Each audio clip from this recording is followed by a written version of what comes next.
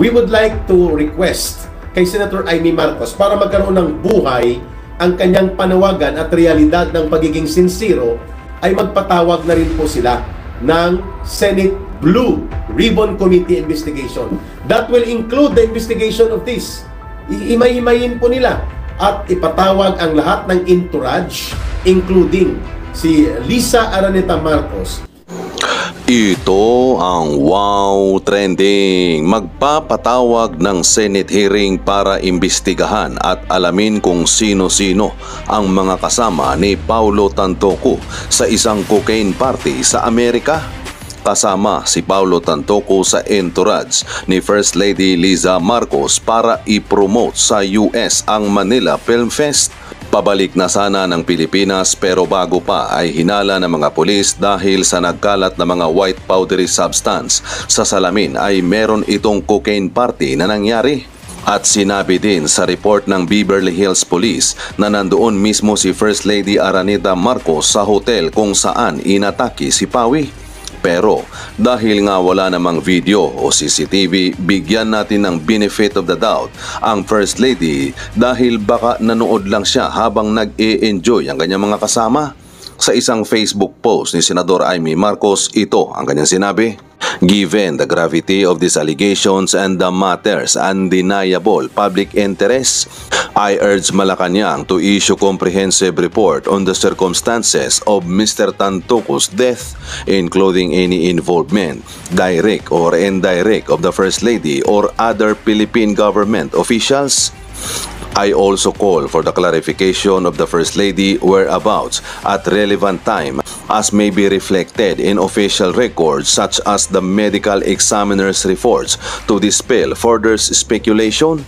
Pero hindi bilib dito sila si Banat Bay at iba pang mga taga-suporta ni Tatay Digong dahil bakit hindi na lang diretsong ipanawagan ni Senador Amy Marcos na magpa-hair follicle test si First Lady Araneta Marcos at ang kapatid niyang si Bongbong Marcos. At ang pinakamas maganda ay magpatawag siya ng Senate hearing dahil pera ng taong bayan ang ginamit sa biyahe nila na iyon. Tahimik ang mainstream media sa usapin na ito. Iilan lang ang nagbalita pero parang iba talaga. Ngayong araw din Lunes, absent si Auntie Claire Castro, walang press briefing sa palasyo. Ayon pa kay Attorney Guanzon, nasaan si Auntie Claire? What time press briefing sa Malacanang? Manood mi ng live while eating homemade shabu-shabu at umiinom ng Coke. Ang next step ay dapat i-hair follicle test lahat ng mga kasama ni Tantoco sa US. Dapat US ang gagawa para walang pressure. Tapos. At buwelta pa ng mga netizen sa comment section, tigas ang mga yan, siguradong gagawa sila ng paraan. Effect ng Coca-Cola, siguradong pagiging makapal ng mukha. Kaya nga, kawawa ang mga Pilipino, hay, kaya pa ba? Attorney, go lang ng go. Ito lang talaga ang kaya nating magawa. Dapat lang pero malabo yan. Tulad niyan, nag-divert sila, nag-intertwine kuno. Nakonektado sa drug war ang nangyari sa missing sa Bungero. Gagawin nila lahat makalusot o maiba lang ang issue. Salute ma'am, ito dapat ang isigaw ng taong bayan kasi po kawawa talaga ang mga tao ngayon sa mga issue na ganito na nagbabayad ng tamang tax na mga tao tapos ganito lang ang mga tao dapat mag-ayos sa Pilipinas. Sila pa ang gumagawa ng karumal-dumal, dapat talaga na magkaisa na mga tao. Tapos na silang lahat sa drug test noon sa LA at positive si Coca. Nakalabas lang iyan dahil binayaran at malala baka buwis pa ng taong bayan ang binayad. Diyan napunta ang pera hinihiram ng iba ni Bangag Marcos Jr. Pagkaroon ng full disclosure report ang Malacanang, which malabo yan, but of course for purposes of discussion ay pinuntuhan natin itong panawagan ni Senator Amy Marcos na magkaroon ng full disclosure report ang Office of the President hinggil po sa opisyal na pag-release ng report ng medical examiner sa Los Angeles, California kung saan po ay nagpapakita na cocaine-induced dahil po sa drogang cocaine na nagkaroon ng komplikasyon posible sa kanyang puso kaya namatay po ang businessman at tagapagmana ng negosyo ng Rustan's chain of high-end supermarket or high-end market ng mga supermarket sa Pilipinas. So si Paulo Tantoco po, ayon dito sa panawagan ni Senator Amy Marcos, ay kasama doon sa official entourage group ni Lisa Araneta Marcos na of course alam natin asawa ni Bongbong Marcos na nag-aastang presidente. Di po ba? At dito sa kanilang event doon sa Los Angeles, California, ay tinagurian po ito na Manila International Film Festival. In fact, nag-attend pa doon sila Senator Chis Escudero, the Senate President, and even si Senator Jinggoy Estrada, at pati po ang iba pang mga personalidad at mga business and film and art and cultural and tourism personalities na binitbit po ni Lisa Araneta Marcos. It was an official social function ng Office of the President represented by the First Lady Araneta, kung kaya po nandoon ang mga iba't ibang mga personalidad. And by the way, itong si Ginoong Tantoco, si Paulo Tantoco, ang kanyang asawa is the part of the staff of Malacanang na ang title ay Deputy Secretary for Deputy Social Secretary.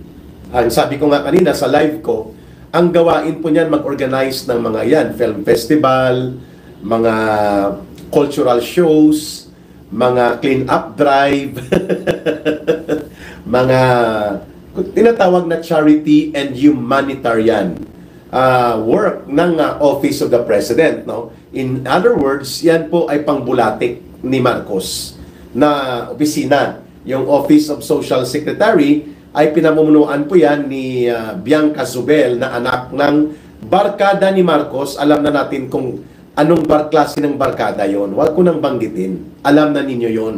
Kung paano niya naging barkada itong sila Inigo Zubel, sila the late Bong Dasa, and sila Anton Lagdameo, sila Tony Boy Florendo. Alam na.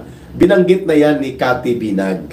At kung kaya nga, nandun din yung pangalan na yan ni Marcos Jr. sa pre-operations report ng Philippine Drug Enforcement Agency noong 2012, nung siya ay senador pa. So alam na ninyo, pag sinabing barkada niya ito, ang tatay ni Bianca Zubel na si Inigo Zubel. At nakatalaga po si Bianca Zubel bilang Social Secretary ni Marcos sa Malacanang. At ang kanyang Deputy Secretary ay si Dina Arroyo Tantoco.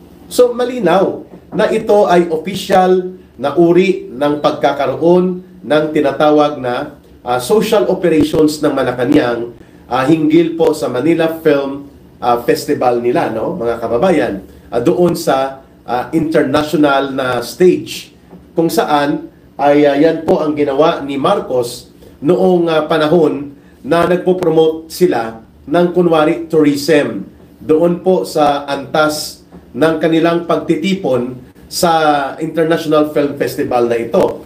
Mga kababayan, malinaw po na maganda rin ang purpose ng panawagan na ito ni Senator Amy Marcos, sapagkat ito po ay isang panawagan na naglalayo na magkaroon po ng kaliwanagan. Ano ba ang involvement nitong First Lady na si Lisa Araneta na kung umasta ay sobra pa sa presidente kung gumamit ng poder at kapangyarihan? Bakit na lumalabas ang pangalan nito sa tinatawag na persons of interest? Pag sinabi pong persons of interest, ang ibig sabihin po niyan ay bahagi ng iniimbestigahan ng Los Angeles Police at ng mga otoridad sa Estados Unidos. Bakit nagkaroon ng parang pag-cover up?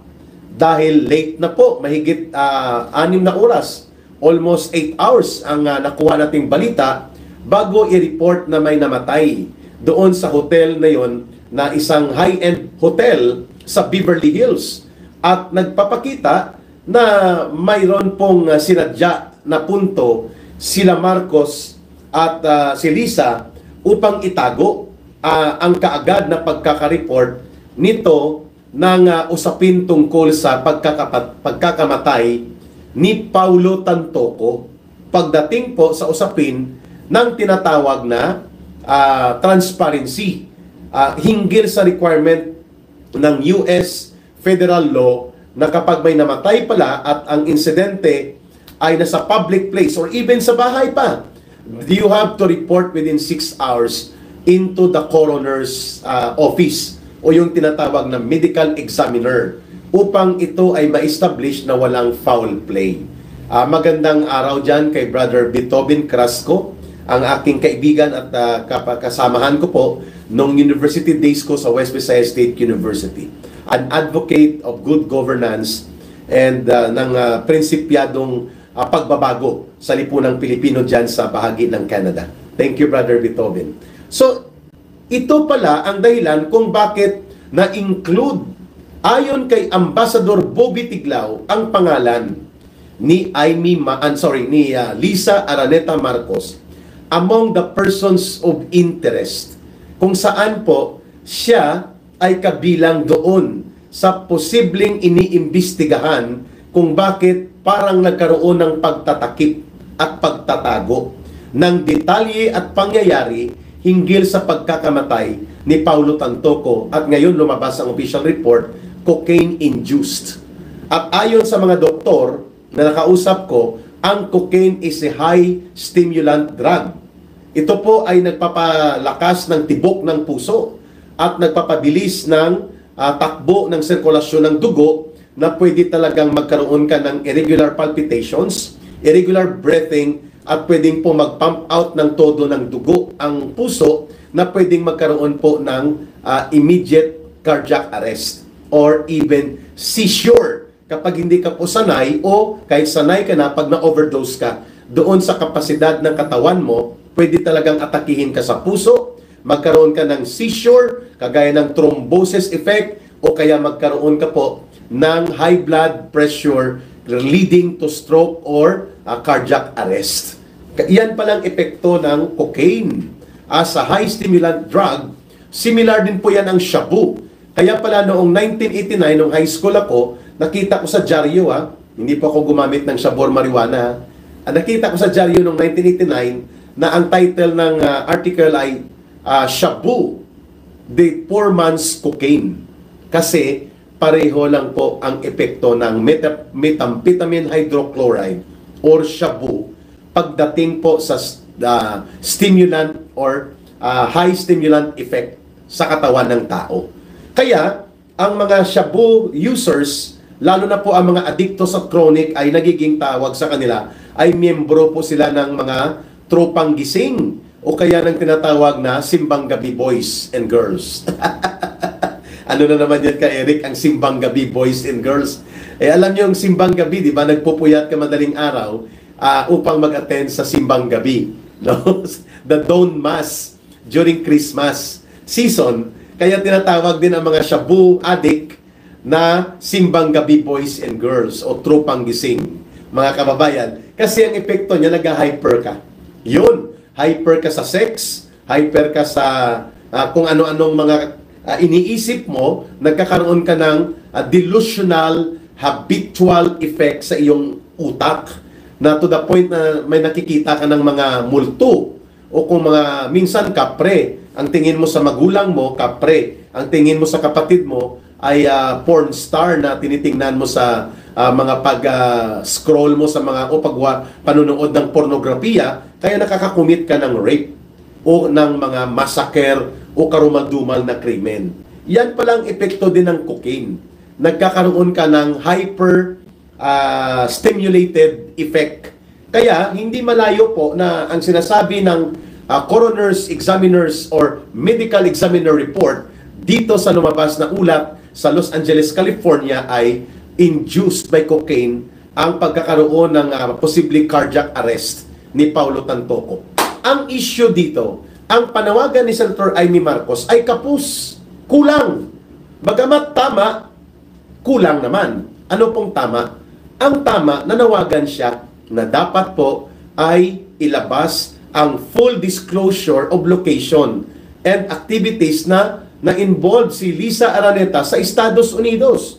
Mula po doon sa petsa ng Marso 7 hanggang sa Marso 10 o Marso 9. Saan hanggang Marso 11. kung saan po sinasabi ng mga tagapagtahol at tagapagtabon-tabon, tagapagtakip ng Malacanang na nasa Girl Scouts event po si Lisa Araneta. Pero nanggaling talaga siya sa Los Angeles. Hindi po nila yan pinasusubalian.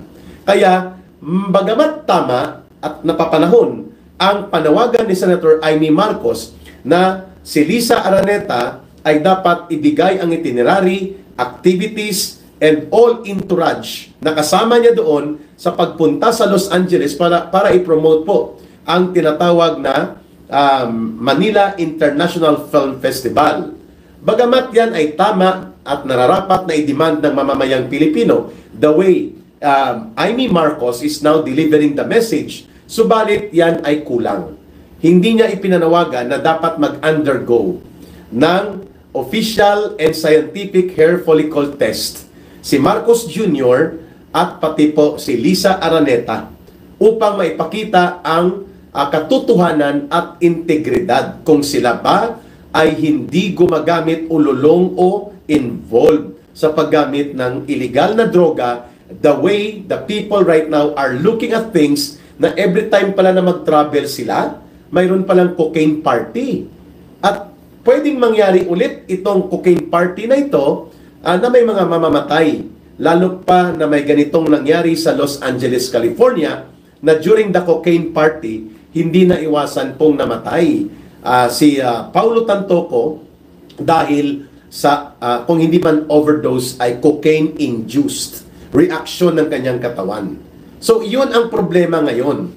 Dahil ini-stonewall, no? Ini-ignore ni Marcos ang panawagan ng hair follicle drug test even sa kanyang asawa, which is a matter of national interest and public security and safety, sapagkat kung ang presidente po ay iskandaluso at tuloy-tuloy na nai-involve sa usapin ng paggamit ng illegal na droga, particular ang cocaine, na mayroon palang effect na nagkakaroon ka ng hyperstimulated na uri ng reaksyon, hindi ka makapagdesisyon ng tama, apektado ang iyong mental faculties processes, including po ang iyong right and wrong na pag-balanse ng mga desisyon, at ang iyong decision-making process ay stimulated ng artificial na droga, ay pwede pong mapahamak talaga ang buong bansa at ang buong mamamayang Pilipino. Kaya po, marapat lamang na ma-include sa panawagan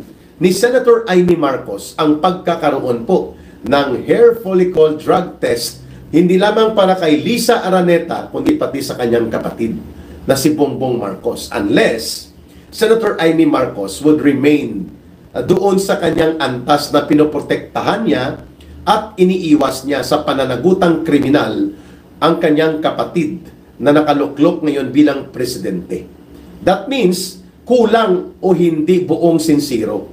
The whole of sincerity ni Amy Marcos will now put into test. Dahil hindi po niya ipinapanawagan na magpa-hair follicle drug test din. Ang kanyang kapatid, which according to circumstances and revelations, involved din sa pag-abuso ng illegal na droga. That's the meat in the matter ng ating pinag-uusapan. Bakit naging national interest po ito? Sapagkat una, ang asawa ng presidente itinuturo po na involved sa isang pangyayari na may attempt na pagtakpan, ilihis at itago kung kaya na nangyari sa pagkakamatay ni Paulo Tantoco na cocaine-induced as per results publicly released by the medical examiner of Los Angeles and Beverly Hills. Ito po ang malinaw that the wife of the president, may mga bit-bit na mga tao. Ang isa dyan ay ang opisyal ng Malacanang in the person of Dina Arroyo Tantoco na nandun din sa pangyayari at iba pang mga negosyante. And sabi ni Ambassador Bubi Tiglao, nandun ang pangalan sa listahan ni Lisa Araneta for being involved as among the 5 main persons of interest na iniimbestigahan na ngayon ng US Police and Anti-Crime Authorities for a possible involvement sa pagkakaroon ng cocaine party doon sa isang mamahaling hotel sa Beverly Hills, California. Wow, hanep sa iskandalo, no? And then, tinatabon-tabunan ito ngayon ng Malacanang by way of using diversionary issues. Isa po dyan ay ang pagpapalabas nila ng tinatawag na acceptance and trust rating ni Marcos sa isang alam ng lahat na ito ay pinupunduhan nila na strat-based survey firm na umakyat daw ng 10 percentage points ang kay Marcos na acceptance after the election. Wow, sino maniniwala dyan? Para kapanipaniwala, kunwari, i-include nila na mataas pa rin ang trust and approval rating ni Vice President Sara Duterte.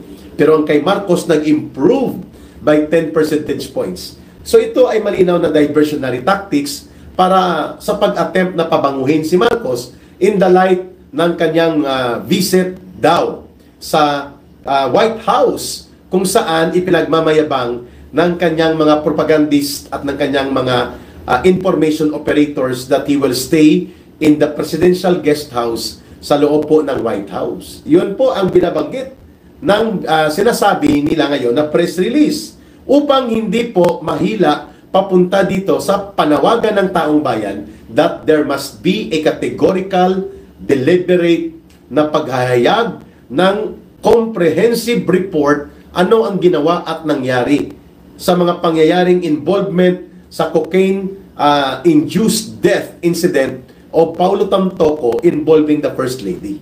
So pinagtatakpan nila ito in the light na papunta si Marcos para maging amu-amuin at makipagyakapan kay Donald Trump upang kunwari ay pinoprotektahan niya ang interes ng mga Pilipino. Wow.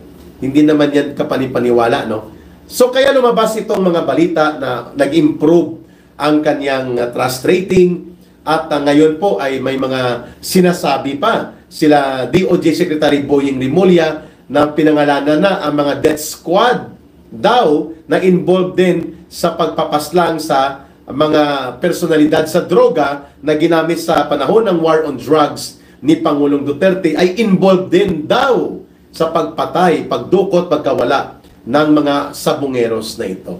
So ito ay mga teorya na baluktot at katarantaduhan, subalit pilit na ibinibenta para linlangin at lituhin ang taong bayan.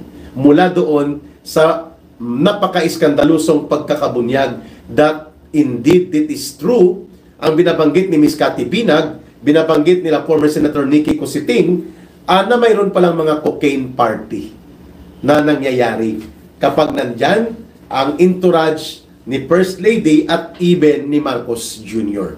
Yun dapat ang ipanawagan ni Senator Amy Marcos.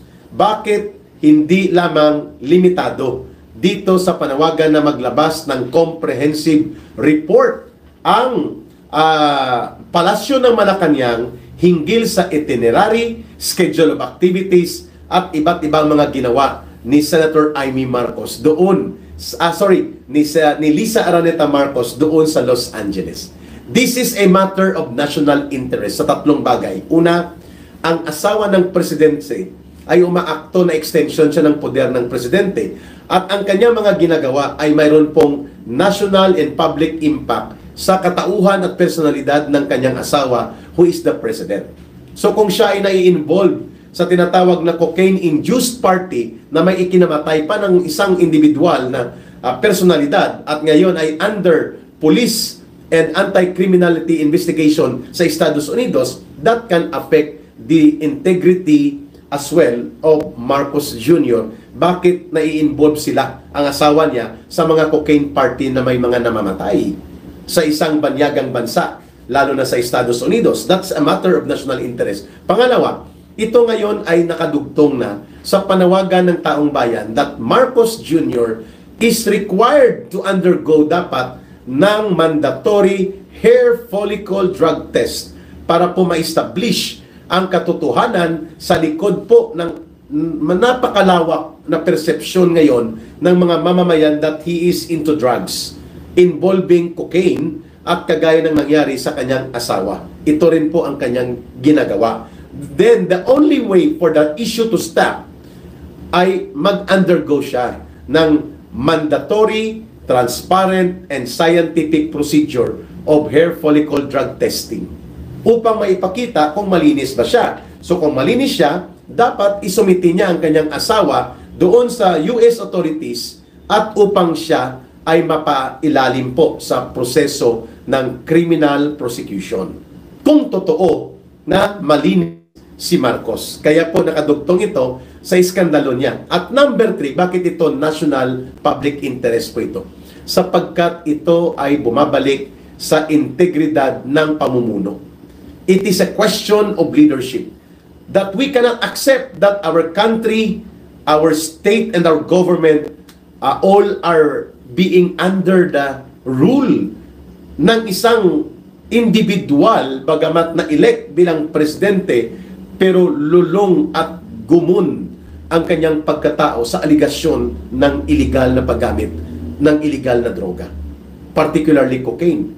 It is an issue of mental health sapagkat binabanggit ng lahat ng doktor kapag ikaw ay drogista, marijuana man yan, shabu man yan, o kaya opium o kaya cocaine, ang epekto niyan, sinisira niyan ang iyong mental health, ang iyong mental faculties and capability to make proper and appropriate decision making. Lalo na kung ang iyong katayuan ay humahawak ka ng kapangyarihan ng Estado at gobyerno bilang Pangulo ng bansa. Kaya tinatanong po ito ngayon kay Marcos, ano ba ang antas ng iyong kapasidad at ng iyong integridad at ng iyong pangkalusugang pag-iisip na kaya mo pang pamunuan at ipatupad ang mga gawain ng isang Pangulo ng bansa. Yan ay national public interest kung kaya tinatalakay natin ito, mga kababayan. And of course, we would like to request kay Senator Amy Marcos para magkaroon ng buhay ang kanyang panawagan at realidad ng pagiging sincero, ay magpatawag na rin po sila ng Senate Blue Ribbon Committee investigation. That will include the investigation of this. Iimay-imayin po nila at ipatawag ang lahat ng entourage, including si Lisa Araneta Marcos, sa kanyang involvement as now identified as among the persons of interest in the scandalous incident of cocaine-induced death of businessman Paulo Tantoco. Dapat may Senate Blue Ribbon Committee investigation ito, at ito dapat ay tingnan natin sinong mga tourism officials na nandun, sinong mga foreign affairs staff or officers, or even the Philippine Foreign Mission na nakadistino dyan sa Los Angeles, California, ang nandun during the incident of this notorious, scandalous cocaine-induced death of Paulo Tantoco. Maliban kay Lisa Araneta, sino pa pong mga nandoon? That can only be opened up during a Senate investigation to the level of Senate Blue Ribbon Committee. Mahalaga pong gawin yan ni Senator Amy Marcos in order to assuage the people's clamor na ginagawa niya lang ito dahil siya ay naglalayong makapagbigay ng relevant posisyon, mabira niyang kanyang bayaw o hipag na habayaw si Lisa Araneta dahil nga hindi sila magkasundo, at the same time mapagtakpan at maiwas niya ang pananagutan sa kanyang kapatid, which is the principal target dapat ng pananagutan at paniningil. Okay?